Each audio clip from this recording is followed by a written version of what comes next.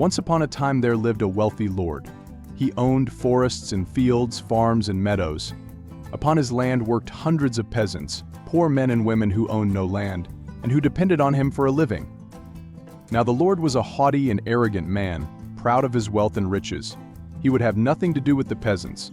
They're filthy and poor and smell of the earth, he would say, wrinkling his nose in disgust.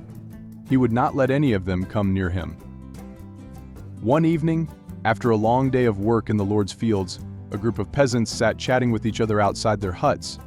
They spoke of this and that, and soon the talk turned to the Lord and how he wouldn't let anyone come near him. "I saw him close up yesterday," said one man. "I was working in the field and he rode by." "Well," said another, "the other day I carried a sack of vegetables up to the house, and I saw him standing at his window." "So what is so great about that?" laughed a third peasant who was the poorest of them all. "Anyone can look at the Lord on his horse or at a window. If I wish, I can sit down with him for a meal in his house." "Ah," scoffed the others.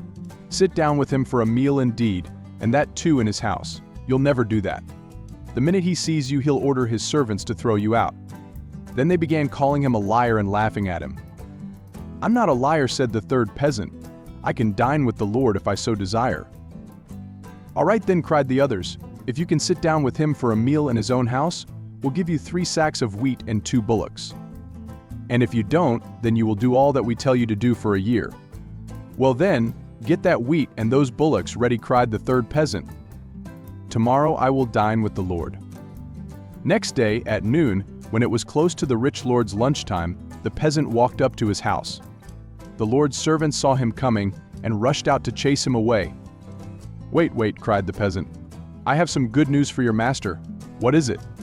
"Tell us and we will let him know," said the servants. "No, I cannot tell you. It is for the Lord's ears alone," replied the peasant. The servants ran to their master and told him what the peasant had said.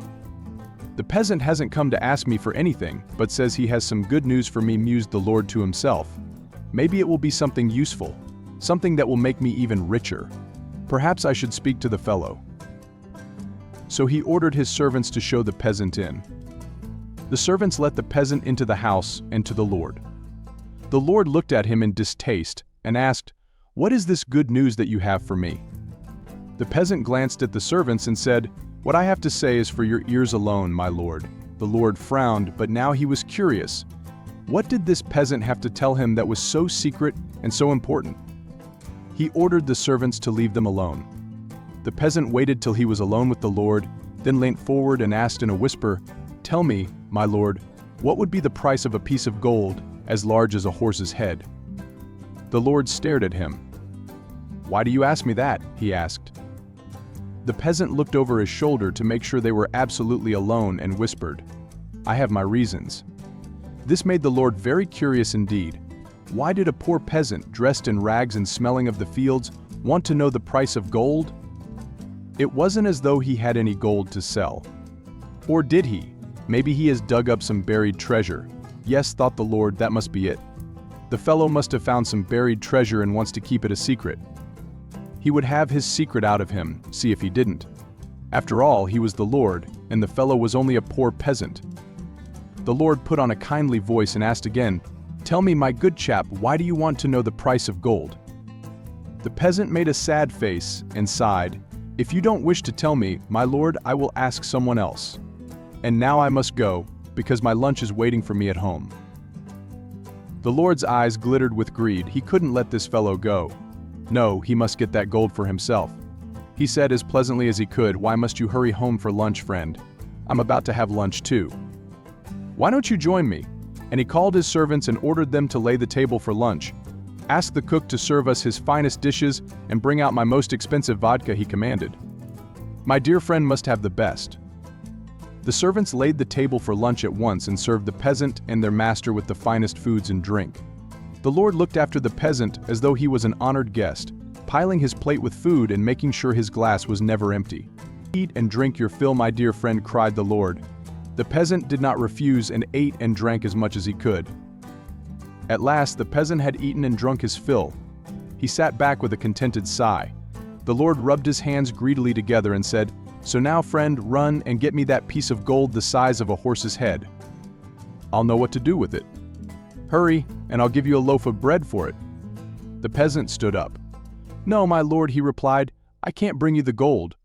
"Why not?" cried the lord. "Because I don't have it," said the peasant. "What do you mean you don't have it?" exclaimed the lord. "Then why did you want to know its price?"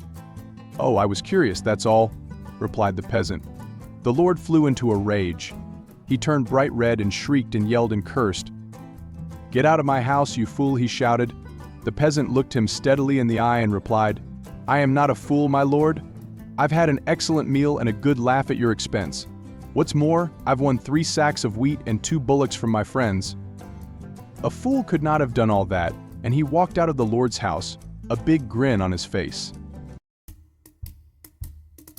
A long time ago in England, there lived a boy by the name Jack and his old, widowed mother. They were very poor. The old woman worked hard all day spinning and weaving and somehow managed to earn a few coins to feed herself and Jack. Jack, though a strong and healthy boy, was too lazy to do anything. In summer, he would find a warm sunny spot on the hillside and spend all his time daydreaming. In winter, he would spend his days huddled by the small fire in their cottage. One day his mother, who was feeling more tired than usual that day, said to him, "Jack, get up, go out and find some work, and don't come back unless you have earned your evening meal." Jack looked at his mother in surprise, but shrugged his shoulders amiably and went off to find some work. He managed to hire himself for the day to a farmer. Jack worked hard all day long, and in the evening, when it was time to go home, the farmer gave him his wages, a big, round, shiny penny. Jack took the penny, and with the coin clutched in his hand, set off happily for home. On the way, he had to cross a brook, and as he hopped and skipped across the stream, the penny dropped from his hand into the water. When he reached home, he told his mother what had happened. "Oh, you silly boy," cried his mother. "You should have put the penny in your pocket. That way you would not have dropped it." "Next time, that is what I will do," replied Jack. The next day, Jack set off again in search of work and hired himself for the day to a dairy farmer. At the end of the day, the dairy farmer paid him his wages, a jar of warm, fresh cow's milk. Jack, remembering what his mother had said the previous day, carefully put the jar of milk in his pocket. Of course, he had spilled the milk long before he reached home. "You should have carried the jar on your head," cried his mother. "That way you would not have spilled it." "Next time," Jack replied. The next day, Jack hired himself for the day to a farmer once again. At the end of the day, the farmer paid Jack with a large slice of fresh cream cheese. Jack thanked the farmer and set off for home, taking care to balance the cheese carefully on his head. Of course, by the time he reached home, the cheese had spoiled completely. It had melted and run into his hair. "You stupid boy," cried his mother again in despair. "You should have carried the cheese in your hands." "Next time," Jack replied, and went off sadly to wash the cheese out of his hair. The following day dawned bright and clear, and Jack set off once more to find work. This time he hired himself for the day to a baker, who gave him a large tom cat as his wages. Jack set off for home, holding the cat carefully in his hands. But the cat didn't like that, and scratched him so severely that he had to let it go. "You should have tied it with a string and dragged it along after you," said his mother. "Next time," Jack said.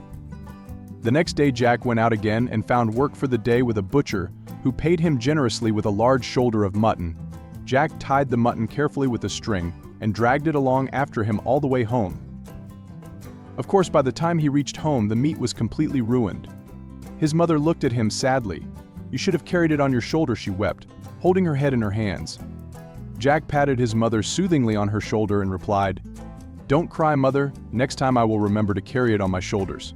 The following day, Jack hired himself to a cattle keeper, who gave him a donkey as his wages. Jack remembered what his mother had told him, and being a strong boy, hoisted the donkey onto his shoulders and set off for home, whistling cheerfully. This time he was sure he had got it right, and he smiled happily to himself, thinking of the joy on his mother's face when he got home with the donkey. Now, along the path that led Jack home, there lived a rich man with his only daughter. The rich man's daughter was deaf and dumb.